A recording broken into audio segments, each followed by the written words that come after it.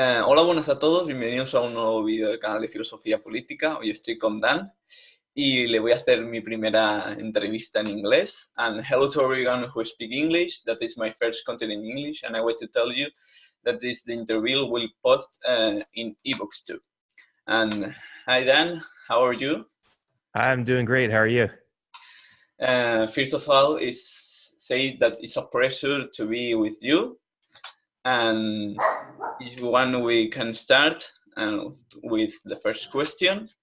Who is Dan Behrman? Her hobbies, your studies, and tell something over you.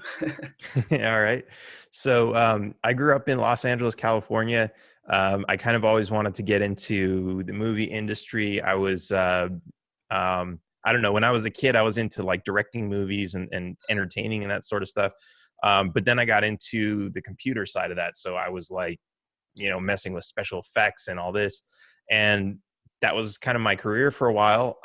Video editing, special effects, graphics, all that. And then I started shifting over to web development. So now I'm a software engineer. I work for a pretty big company out in New York, which I don't want to name because it's one of those things where, like, as soon as you're doing something with politics, it's like, okay, well, what if you say something that the company doesn't like, and then they have to be like, oh, well, we can't have that kind of stuff around the company.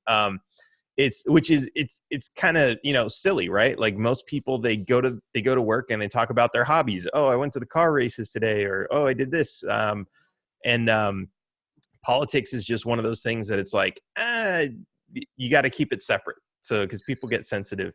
But so that's what I do now. I'm a software engineer. My main thing, I've had a few of my own little startups. Some of them were pretty successful. Some of them weren't, but that's the way it goes with startups. And so now this has kind of this is really awesome that I'm talking to you in Spain, because this was not the intention. I kind of created this. I started running for office in San Antonio, Texas, and I was like, yeah, I'm going to see if I can change some of the state laws and that sort of thing. And then I was like, okay, let me run for president, because I have a bigger message and I want to reach more people, and I don't like the people who are running for president now. So I was like, okay, let's do this bigger. And now, just kind of by accident, I've started meeting people from all around the world, and I've traveled to some places. I've traveled to Uganda just to speak. I've connected with people like we're doing now, all over the world, in Europe and Australia and Asia, just to spread this message of liberty. And it's really been awesome, on accident. So this has kind of become, this is what consumes all of my time outside of work now. So this is kind of my hobby and what I do. And yeah, I guess that's that's that. And what was your motivation to study software engineer? It was, when I was a kid, so before even I got into video editing, my dad was a software engineer, or an engineer of sorts, for some aerospace companies. And so we ended up getting our first computer, which was like a really old, like, XT PC, with like 64K of RAM, like, just a monster box. They couldn't do anything. And I just started learning first I started playing games on it. But then I became interested in, like, the games, and I was like, okay, how do I make these work? How do I make my own? And so I just started getting into programming at a very young age, and didn't do much with it. Just little basic, simple things, simple games. But then after, I guess, I don't know, at some point I was just like, hey, I want to do more with that. So I started getting back into it. And it just kind of took off. I really enjoyed working with computers and kind of, learning the things that you could create, and how you could kind of build systems and build, like, these, inside of a little box. You could build, like, massive systems that would move massive amounts of data and do amazing things with it. So I really just enjoyed kind of digging into that more, and being creative and that sort of thing. So it's just, I don't know, it's just really interesting to me. And I think I'm really lucky in that regard to have, because I know like work is something we all hate. Nobody likes having a job or having to work. And sometimes, even with my job, I feel that way. It's like, okay, yeah, we have to do this, but I'd rather be doing something else. But for the most part, I think I'm really fortunate to be able to say that, I really enjoy what I do. And that's, that's kind of the best part of this. And studying software in general, what was the first contact with liberalism or libertarianism, and when did you start identify with that discipline? So I think I think at a pretty young age, I started to kind of, it's really kind of difficult to say. At a young age, my mother was always into, charitable organizations and helping to solve the world's problems at as much of a local level as she could. So she was into like donation drives and helping the homeless and things like that. And that kind of got me interested in wanting to help people. But of course, back then I was like, young and naive. We're talking like, I don't know, probably before I was even 10, saying things like, well, the government has so much money. Why don't they just print more money and give it to the homeless people and problem solved, right? And so, I didn't understand inflation or economics or supply and demand, any of that stuff. As I got older, I started, in high school, I wanted to start a business. I saw the other kids selling candy bars to raise money on their, for their school projects. And I was like, well, I want to raise money for computer parts. So I went to the store, I bought, the bulk pack of candy at a discount, and I took it to school and I started selling it. And of course I got caught for that, and they confiscated the candy. They had my parents come in and everything else. And the problem was I was selling without a license at school. There's only, certain things you're allowed to sell and certain times, and where's the money going and that sort of thing. So I kind of had like a struggle with that, because I was like, wait, I was told all through, however many years of school up to that point that this was a free country, and then it's the entrepreneurial spirit. People come here to start businesses and be successful. And that's just not what it was. And so I had like a little struggle with that. And then after high school, when I started like an even more legitimate business and started building websites for people, I had people telling me, oh, well, you need to get a business license. You need to pay taxes. You need to do this. And I was like, wait a minute, why?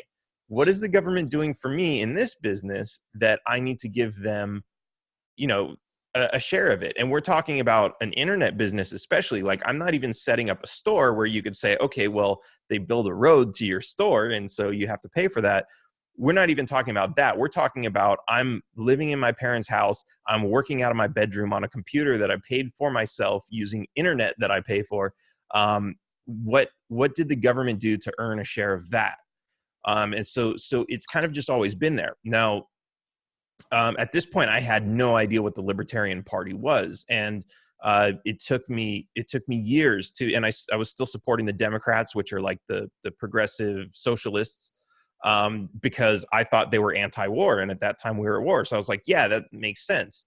But then we got into the housing crisis, and I was like, okay, that doesn't make any sense. I'm going to go to the Republicans because they're making more sense. So I kind of switched to the Republicans, which at the time I actually learned about Ron Paul, and I thought that's what Republicanism was. But then I learned, no, that's not what Republicanism is. Ron Paul is more of a libertarian. And so, but I started getting into that mindset.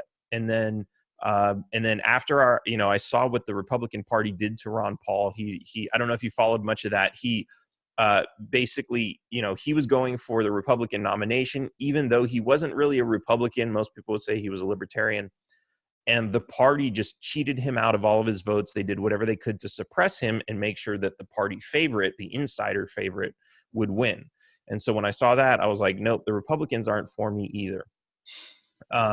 So then I was just kind of lost, because at this point I still had no idea. I had never heard of libertarians or anything. So it was just I was just looking for something to do. I just moved to a new city. to San Antonio, Texas. And I was like, okay, where can I find some people who share my interests, my hatred for taxes, entrepreneurs, software engineers, like anybody who I could share some common interests with. And I found a Toastmasters group. And I don't know if you've heard of Toastmasters, but it's kind of like a bunch of people get together and they learn public speaking. And I was like, hey, that's a cool skill I could pick up. So I ended up going there, and it turned out that this was put on by the local Libertarian Party. So that's really kind of by accident I found the Libertarians. that's how it worked. So that was pretty awesome. And the second question is, and why did you join to the Libertarian Party? That the Libertarian Party exists, and how you made to enter to the Libertarian Party? So it was really from, I think I was going to these Toastmaster meetings for a while. And so in Toastmasters, what you do is you kind of give each other topics and you make speeches about them. And I started getting interested in the speeches that everybody was making. And they were all talking about, at that point, the NSA and their surveillance and the government and taxes and all these other programs. And I was like, hey, I really like what these guys are talking about. And then I just started learning more about the Libertarian Party. And the next thing I know, they were telling me, hey, you should run for the Texas State House, which is basically the legislative branch of the Texas government, the state government. And so they kind of pulled me in, and we just got along really well. And that was that. And I want to do two questions that in Europe countries and the own United States is so confusion and corrupt terms. And many people say that the United States is the paradise of the capitalism. What will you tell them? Is true or right? Isn't? No, that's a big myth. I think maybe it used to be, and that was when it got that reputation. But certainly now it's really not. Anytime you start a business, they've got taxes for everything on top of your income taxes. They've got special taxes for, if you want to be a taxi driver, there's taxes for that. If you want to be, if you want to create anything, they have a special tax for just about it. If you want to braid hair, you need a special license. It's really become absolutely ridiculous. And there are organizations out there that create, they'll create lists of an index of economic freedom. So they'll rank all of the countries based on economic freedom. And the United States is often towards the middle or pretty low. It's nowhere near the top. And what's interesting is I think even Hong Kong was a lot higher than the United States for a while. Of course, right now with what's going on with China, I think I'm sure that's changed. But the United States really is not. At the same time, there are a lot of different freedoms that we have in the U.S. that I don't think maybe you have in the other places. But at the same time, they're very. So, okay, we have freedom of speech in the United States, which is supposed to mean you can say whatever you want. And for the most part, that's true. But in the United States, they've kind of gotten to a point where instead of censoring people, like by arresting them because they don't like what you say, they've figured out ways to control the media to make sure that you can say whatever you want, but no one's ever going to hear it. So we don't care. Use your freedom of speech all you want. No one's going to hear it. And they have counterintelligence programs that are actively out, controlling the media. The media is mostly controlled by the government to say if somebody says anything that's dissenting against the government, they're crazy. Don't listen to them. I know people who have said things online that are like, yeah, we don't like this government and we want to do something about it. And the police show up at their house. Oh, well, we just want to make sure you're not going to do any acts of terrorism. You're not going to go shoot up the school, these sorts of things. So it's kind of like you have the freedom of speech, but in ways, in kind of covert ways, they'll censor it. And in other ways, they'll intimidate you. They won't actually do things about it, but they'll really intimidate you and others. Because, if one person says something and a SWAT team shows up at their house, Well, what is everyone around you going to think? Oh, well, I'm not going to say the things that he said because I don't want that to happen to me, right? So they understand that they don't need to violate the First Amendment. They don't need to take away our freedom of speech. They've found ways to just really mentally take that away from us and prevent us from saying things. So it's, you know, it's really difficult. It's easy to look at other countries and say, yeah, see, that doesn't happen here, right? Like the protests in Hong Kong. You know, we don't have anything like that in the United States, but at the same time, it's because people just let the government do whatever they want. If the federal government were trying to do what China's trying to do to Hong Kong, people would just sit there and let them. We've got the mass surveillance program that's been going on with the NSA, and we still have no idea what they're still doing. And people are just okay with it. They're kind of complicit, and they let it happen. So yes, there are quite a lot of freedoms that you have in the United States. It's certainly not a totalitarian communist, you know, regime that's running it, but it's always kind of stepping in that direction. And so I think, and not too many people are as worried about it as they should be. So I can't say that it's, you know, the capitalist paradise, but you know, it definitely has a lot of problems that need to be solved. But I think it can be, and it really depends on the people and what the people are willing to tolerate, and when they're willing to stand up and fight for their rights and protect those rights. Now I remember, and yesterday I was in the class, and we were talking about imperialism, and I was the unique guy that I was defended the capitalism is not imperialism, and the people say me, no, United States do that. No, that isn't capitalism. And you can say that why the imperialism is not about liberalism or libertarianism or capitalism. Yeah. So here's the thing. In the United States, a lot of people, especially the socialists or what we call liberals, which is in the US, liberals is more like socialists. To them, capitalism is evil because they look and they see these big corporations that are getting rich off of people's misery, right? They're controlling the healthcare industry, and they're selling medications for like, you know, $1 million per person. They're just ripping people off. They're stealing money from the government through subsidies. They're not paying taxes. And people look at this and they say that's capitalism and that's evil.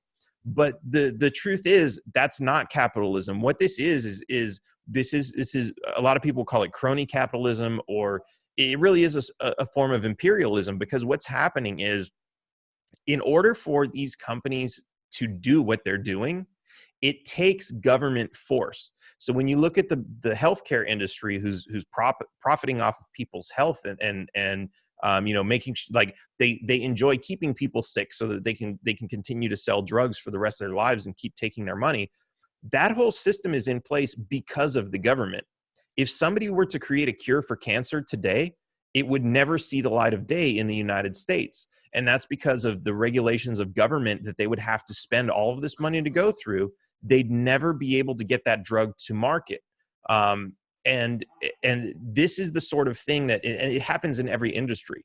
You know, when I mentioned taxis earlier, taxis usually have a monopoly. And what that means is if you want to go to a city and you want to be a taxi driver, you need to join a taxi organization. And that taxi organization basically pays the government millions of dollars every year to make sure that nobody else comes along and starts another taxi business to compete. And what that means is they're able to jack up their prices. But also that means they're able to exploit their drivers even more by saying, hey, if you want to drive a taxi, we're the only taxi company in town. So if you want to work for us, we're going to take 50% of what you earn, and you're going to have to deal with it. And they have all kinds of different, like, you know, really, I've talked to so many taxi drivers, and like, it's amazing all these things that they have. Like they'll, sometimes you don't pay a percent, you pay rent, and you have to rent that car even on the days you don't work. Because if you turn in the car to take a day off, and spend it with your family, then you don't get the car back a couple days later when you want to start working again. They say, oh no, we don't like you. We gave it to somebody else. And they're able to do that because you can't just take your own car, paint it yellow, and start driving around. It's illegal.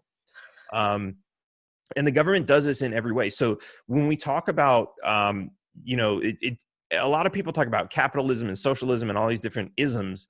It's really about control. And, you know, what happens is we have to understand capitalism is just the idea of exchanging money in exchange for things. If we go back to the beginning of humanity, we have people growing things on farms, building houses, you know, building things, being creative, inventing, and they would just trade, right? And so capitalism came along and said, well, let's use this money instead, and it makes this trading easier because I've got something, you've got something, but maybe we don't want what we have, but we like the money so that we can go buy something else. That was capitalism. Then people figured out how to trick that system and manipulate the money, mostly through government, because that's who was printing the money. So governments and banks started manipulating the system. And this is when people said, wait a minute, we need to fix this. And so they started asking for government help to fix this problem, which was already created by government. And this started creating authoritarianism because now you need control. You need, oh, that person has more than me. That's not right. That person has clean drinking water and I don't. So, you know, the government should come in and solve that problem for us. And what that does is that gives more power to government. It authorizes government to steal from some people to give to other people. And the next thing you know, it gets completely out of hand. Now, this is kind of the path towards socialism. And what most people don't understand, because a lot of socialists will say, I'm not communist, I just want socialism or democratic socialism, right? We're going to elect people who are going to, you know, decide what level of socialism we should have.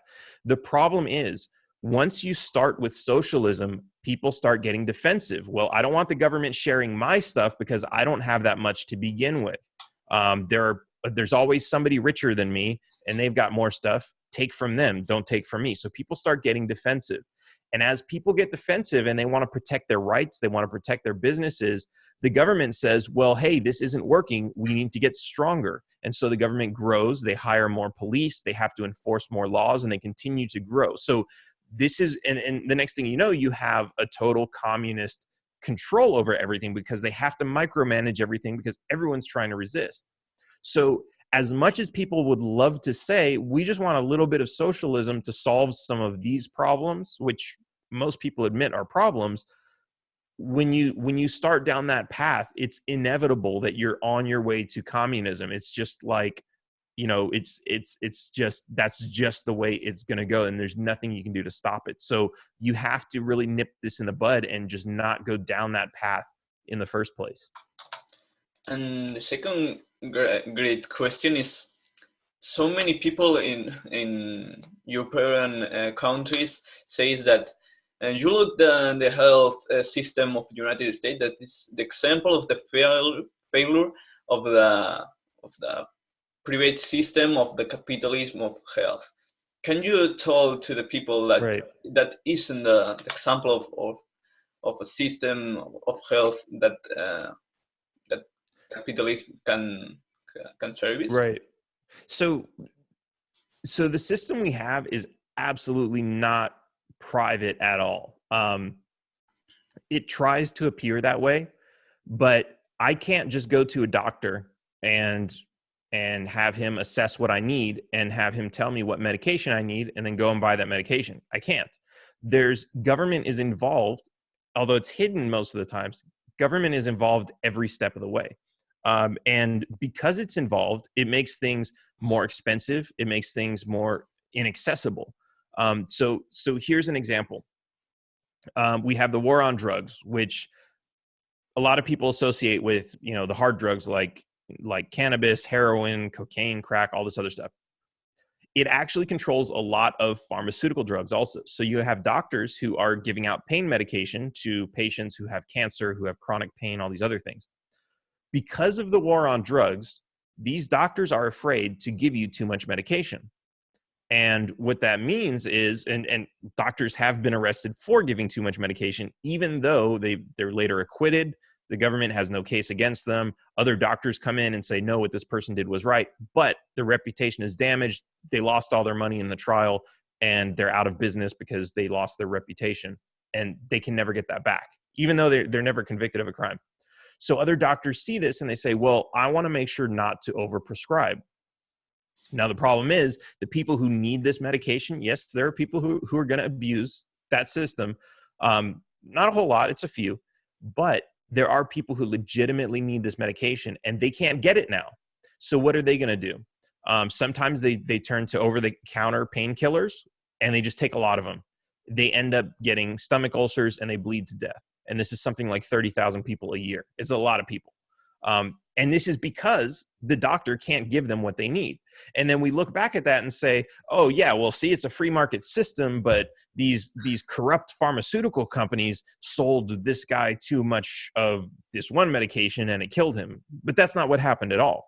They could have just gone to their doctors, and if their doctors were not afraid of prescribing them the right amount of medication, that problem wouldn't exist. We see the same thing with cannabis. Cannabis is illegal.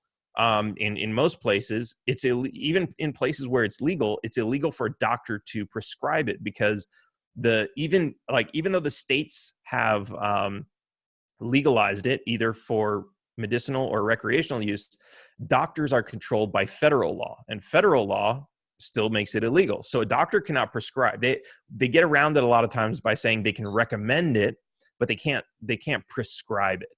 And so what this means is, if you want to use cannabis as a painkiller, you can't. The doctors are going to give you these opioids, which is turning into a big problem. These are the painkillers that people are abusing, and it's turned into a huge epidemic of people who are addicted to opioids and all these other drugs that, oh, I can't get this anymore, I'm gonna switch to heroin. This is a problem that's created because there is no free market and doctors can't prescribe the painkillers that they want to give. What's really interesting is if you look, so let's talk about Mexico and Colombia, because I know somebody personally who is a doctor who's been to these countries, and he looks at the price of insulin. Insulin, you've got people who have diabetes and they need to take insulin pretty much every day to regulate their insulin levels, their blood sugar, and everything else. So what happens is, in the United States, you've got a company that manufactures this and they sell it for one price. Now they know people in Mexico or Colombia cannot afford that. So they export it to those countries and they sell it for less. And it costs like $1 a jar. Like for a small jar, it costs $1 to manufacture, and they're out there selling it for, in the US, $20 or $30. But in Mexico and Colombia, it's only $5. Now, that doesn't sound like a lot, but you have to consider if you're using one of those every single day, that's $30 a day versus $5 a day. Now, okay, why don't people just go to Mexico and buy it, or Colombia and buy it and bring it back? Well, because it's illegal. The stuff that was manufactured in the US and exported to those other countries is illegal to bring back in. It's illegal for you to go to another country, save money, and bring it back in. Now, the reason they sell it for the higher price in the US is because some people can afford it, but there are always those who can't. And that's where the problem comes in, is that everybody who can't is forced to pay the higher price. So there's absolutely no free market there. And so this is really, and here's the kicker to that. Because of the regulations on being able to sell medication in the United States, there are only 3 companies in the US that are able to sell insulin. Meanwhile, around the world, there's something like 47 countries that are 47 companies that are manufacturing it. And when you go to places like Mexico or Colombia, you have 10 or 15 to choose from, because all around the world, there's all these companies, and wherever you go, you've got options. But in the United States, because there's only 3, those 3 companies are allowed to set the price. And so it's not a free open system at all. And of course, when we call it a free open system and we think it's an open system, it's easy to look at that and say, oh, well, obviously that system has failed. But we have to understand that's not what that system is. There's a lot of stuff going on behind the scenes that we just don't see. It's not free market capitalism. It's socialist, authoritarian constructs that have put us in this cage that we can't even see, and that is what is really preventing our access to healthcare. Okay, and we have another question, and to all the people says in European countries, I don't think in the United States, but what do you think about the people says that Trump's liberal person or libertarian person, and that the liberal or libertarian movement has to help conservatives to end with the socialism? Sorry, can you ask that again? Yes. The question is the first that Trump, so many people say that he's a liberal person or libertarian in Europe, and how do you think about that, and what is your answer about this? And the liberalism movement and the libertarianism has to help to the conservatism that or Republican Party, or in my country the Vox or Popular Party, to end with the parties of promote socialism, or we can to get out the conservatism and get on and only the libertarianism and the free people and the free economics, all of them in the same pot. I see. So how do we get everybody to kind of think the same way towards a free society and to, you know, to recognize that? Okay. So, I can really only talk in detail about what I know about the United States, but I'm sure because of human nature, because of our biology and the way our brains work, I'm sure it's very similar. What we have to realize is we elect people to government and we expect government to solve our problems, right? It's a problem solving organization. We have crime, we expect government to solve that. We have corruption, we expect government to solve that. What we have to understand is in the United States, most of the political parties are more of like, you have the voters and you have the politicians. And the politicians will tell the voters, yeah, we're going to fix all these problems. We're going to do all these amazing things. And the voters will believe that. The voters are typically good people who want to solve that. But because, you know, some politician says, yeah, we just need to raise taxes and socialism and all this other stuff, somebody who's following that, they, you know, the way our brains work is they simplify it. They hear a good speech, they hear somebody say they're going to fix all our problems, and that sounds wonderful. So the next thing you know is they've simplified it in their head and they say socialism is good. And the next thing you know, they're out there pushing for socialism.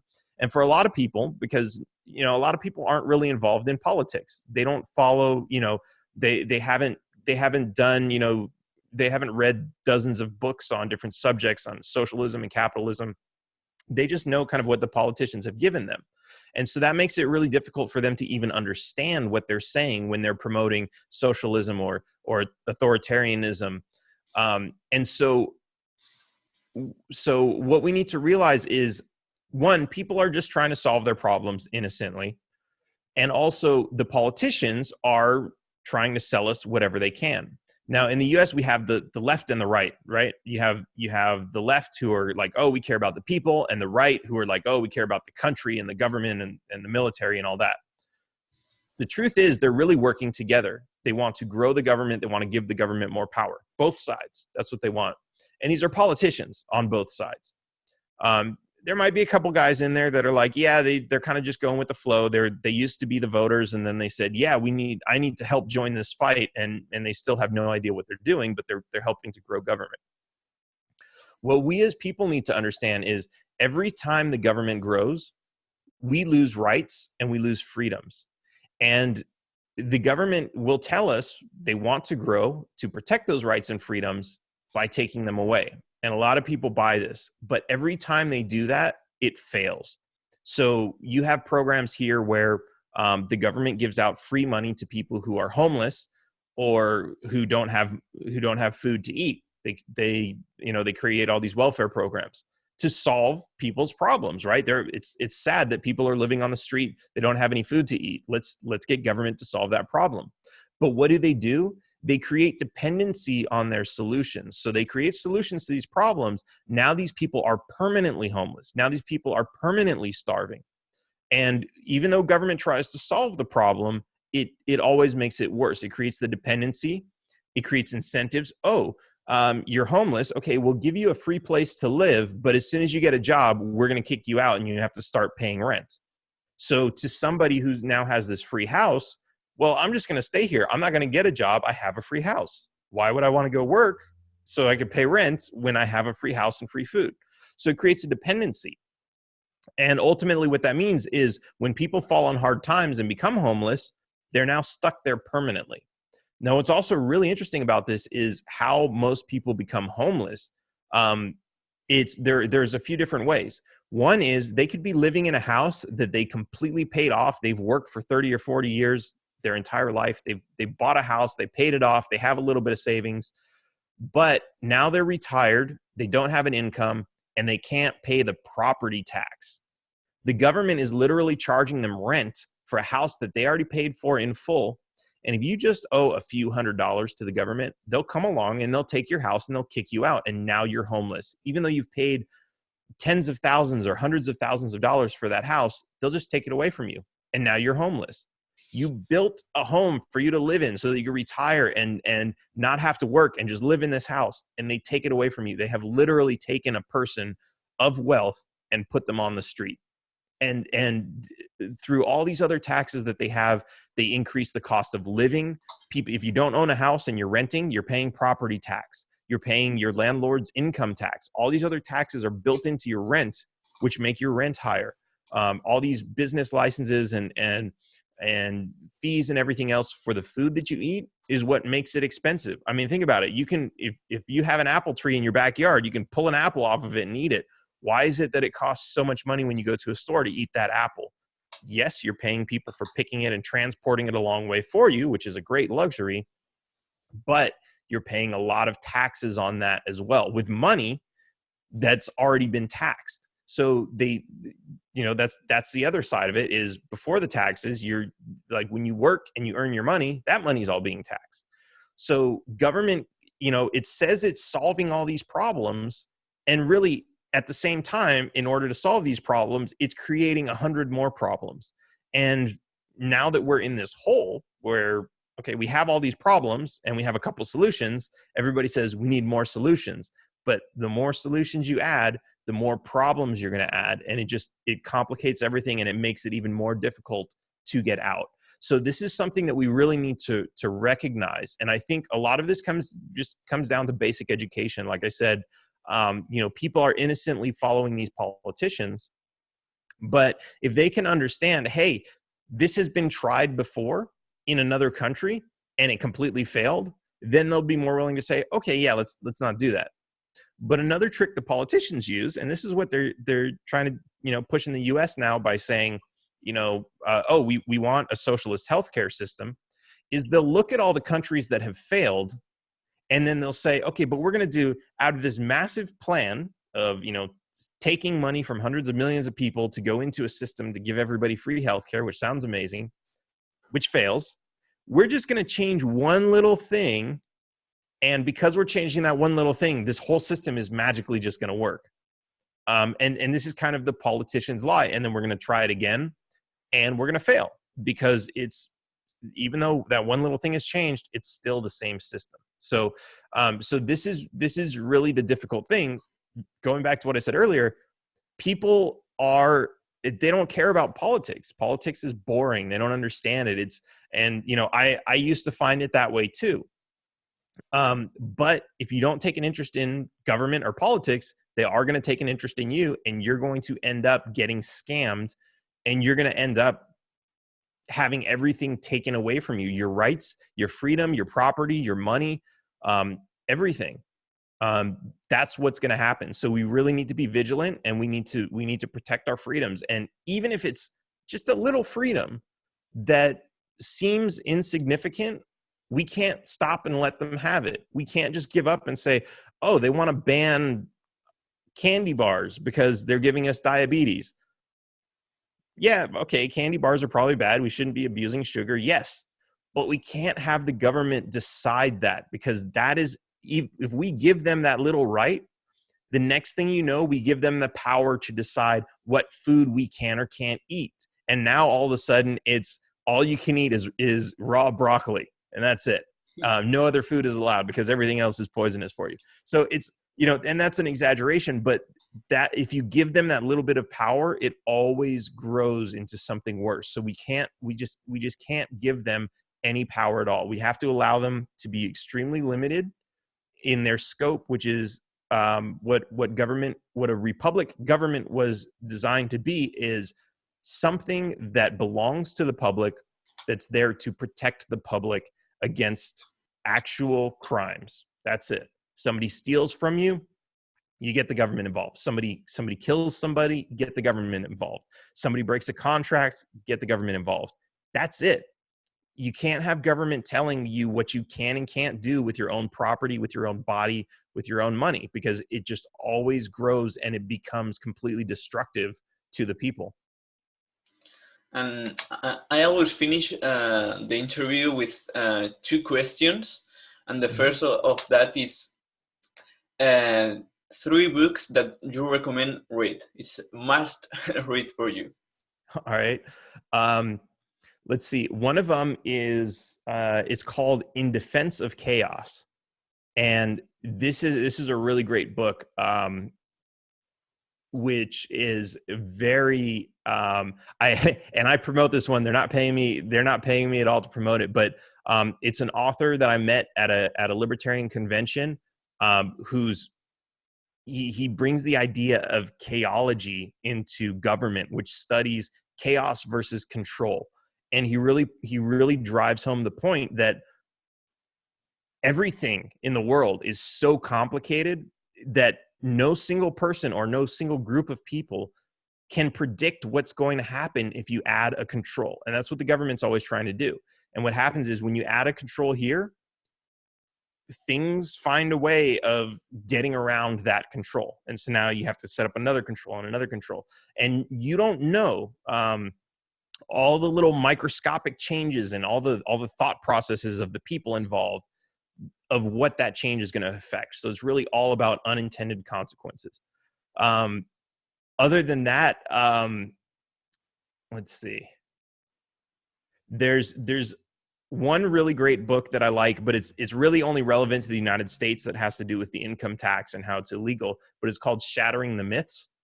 And this basically talks about the scam of the government's income tax, where it's because our Constitution has created a limited government and limited in the way that they can tax us.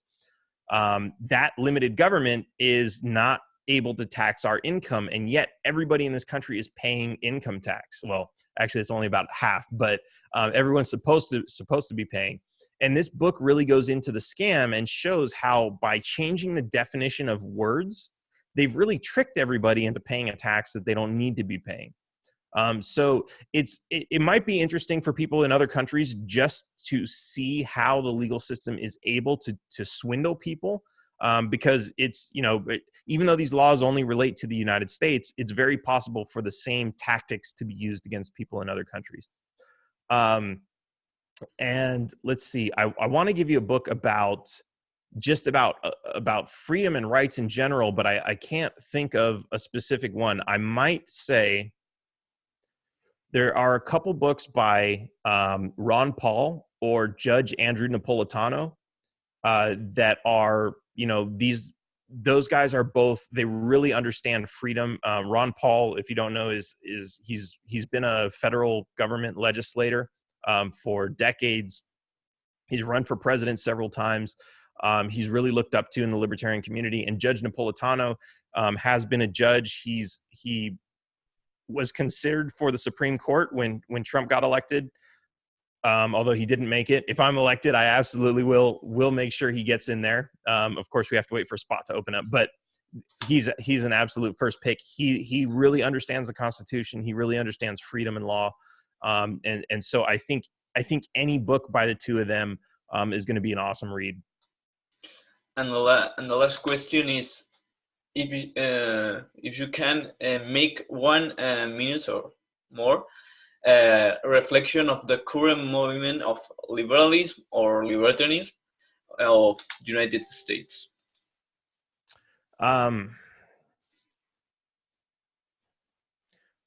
more reflection. I would say, I want to say this. So a lot of people look at libertarianism as capitalism, and people look at capitalism as the corruption that we talked about before.